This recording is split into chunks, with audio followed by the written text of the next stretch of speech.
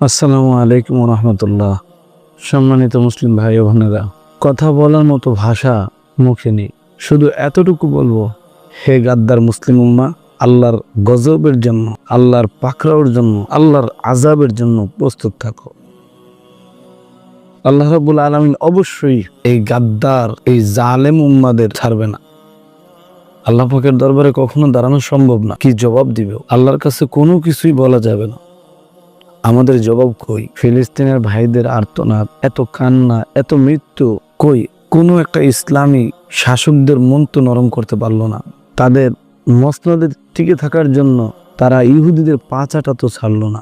এই গোলামি তারা ততদিন করবে যতদিন তারা জাগ্রত হবে না। হে মুসলিম উম্মাহ, জাগ্রত হও। যদি জাগ্রত আমরা না হই, আল্লাহর কঠিন শাস্তি অপেক্ষা করতেছে। ছোট ছোট বাচ্চাদের আর্তনাদ, একটা ছোট বাচ্চার 2 বছরের বাচ্চার একটা হাত নিয়ে দৌড়াইতেছে আর কান্না করতেছে। এক বাচ্চা বলতেছে, আমার মা 7 মাসে গর্ভবতী ছিল, আমার মারে ওই অবস্থায় গুলি করে দিছে পেটের ভিতরে, এবং আমার আব্বা ঘুমন্ত অবস্থায় ছিল, ওনাকেও মেরে ফেলছে।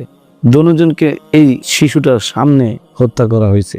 এত বর্বরতা দেখার পরেও যারা ক্ষমতা ক্ষমতা ক্ষমতা নিয়েই চিন্তিত, আল্লাহর গজব তাদের জন্য অনিবার্য।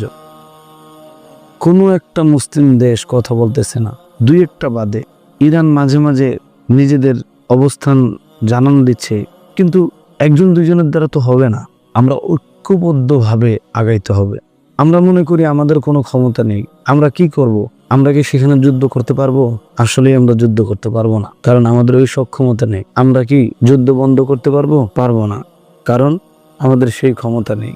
কিন্তু আমাদের হাতের নাগালে যে ক্ষমতাগুলো আছে, আমরা তো সেগুলো করতে পারি। আমরা ফিলিস্তিনি ভাইদের এই ভিডিওগুলো শেয়ার করে দিতে পারি। আমরা ইসরায়েলি পণ্যগুলো ইন টোটাল বয়কট করতে পারি। তাদের যত পণ্য আমরা ব্যবহার করতেছি সবগুলো চিরতর বয়কট করতে পারি। তাদের মিত্রদেরকে আমরা বয়কট করতে পারি। আমরা তাদের পেজগুলো রিপোর্ট মারতে পারি। এইরকম আরো যেগুলো আছে, যেগুলো করলে অন্তত আমার পক্ষ থেকে আল্লাহর কাছে কিয়ামতের ময়দানে যেন বলতে পারি যে আল্লাহ, এই মজলুমদের পাশে দাঁড়াইছিলাম, দাঁড়ানোর চেষ্টা করেছি। আমাদের ক্ষমতা নাই, তারপর আমরা চেষ্টা করেছি। কিন্তু যাদের ক্ষমতা আছে তারা তাদের মসনদ টিকানোর জন্য বসে আছে।